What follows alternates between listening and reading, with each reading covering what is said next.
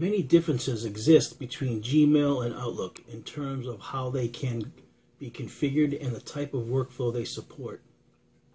I'll be discussing pros and cons of each server relative to our organization.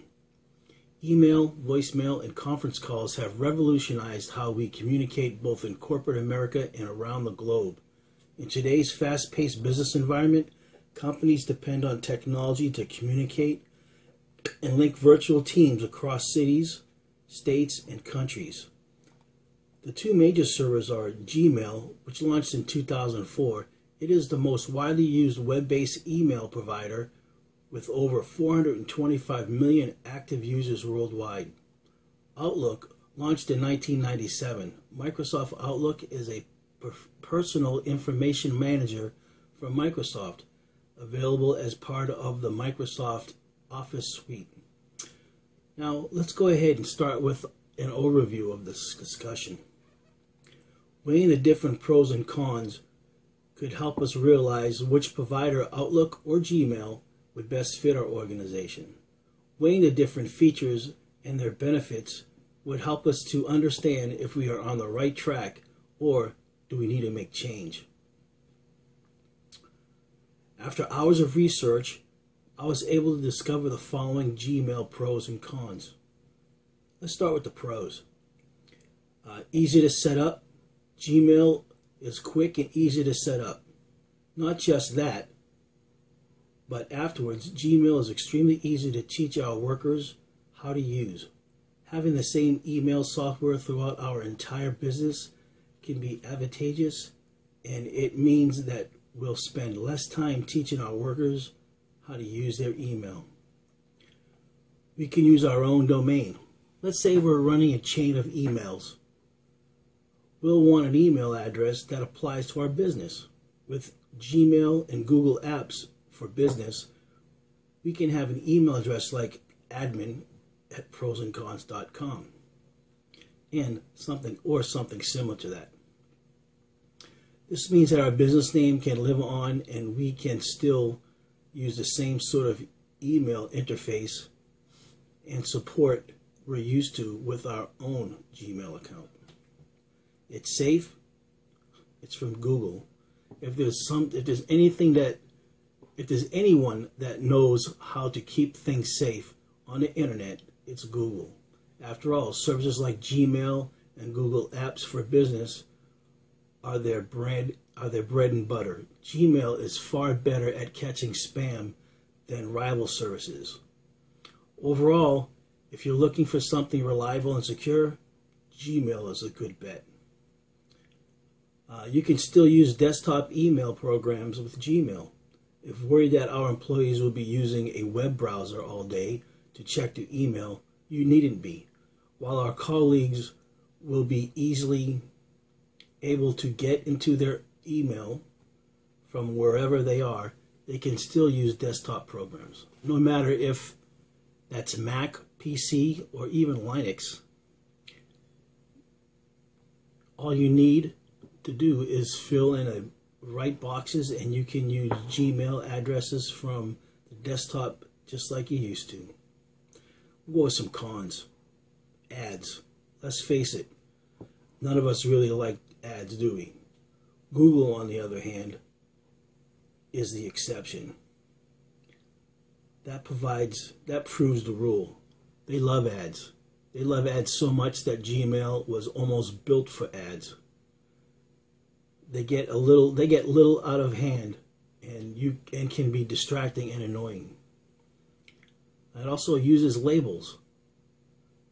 Those that are used to email will note that many providers and pieces of software will use folders, not Gmail. Instead, they have to work around labels, which can often lead to more cluttered inbox, and in the long term,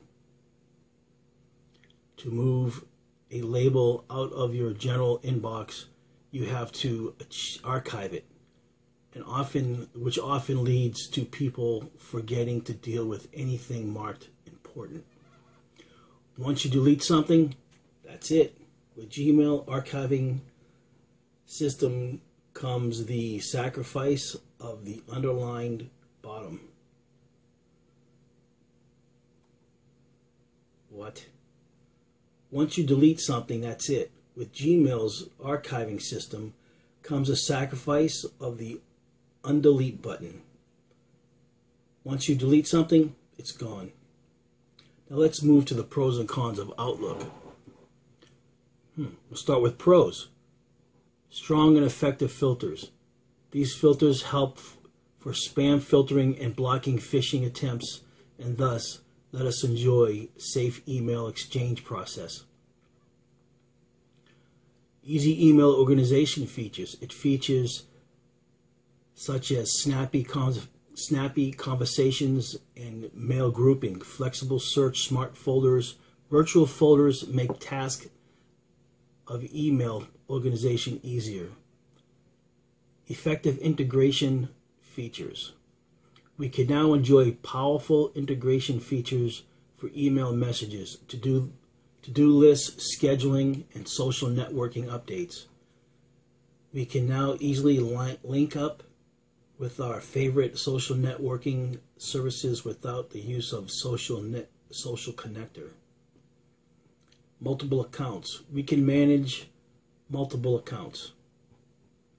Easy manage organization. Outlook provides filters that let us easily organize, thread, and label email messages.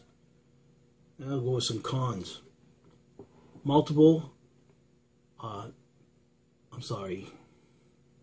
Multitude of confusing options. There's a lot of setup for custom Outlook views that might be overwhelming for users. Some of the items in menus have been moved to other new menus, which can be confusing for old Outlook users.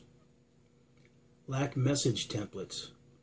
Current versions of MS Outlook lack useful message templates. Sorting issues. Outlook items can be sorted by clicking a column title and clicking toggles between ascending and descending order. There is no proper way to manage sort order for a custom view. Message flexibility. Outlook lacks useful message templates and its RSS feed reader flexibility. Outlook and Gmail are very different approaches to email organization. Over time, Gmail has begun to add more features, and Outlook has improved its search and scaled down complex features. Now it's time to put our heads together and make a decision and vote on the next provider, one which both benefit our organization as well as our employees. In conclusion, Gmail has become an increasingly mature product and can be used for business, and is beginning to offer enterprise-level services like compliance, archiving, service-level agreements, and more comprehensive spam policies. I foresee the addition of tasks and integration with Google Search appliance positioning Gmail squarely against Outlook.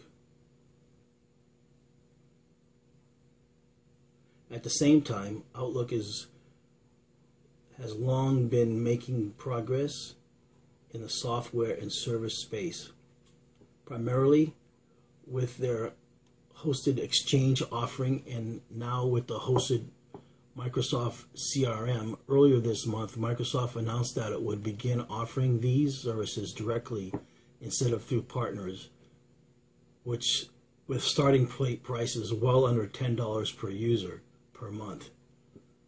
This positions them squarely against Google.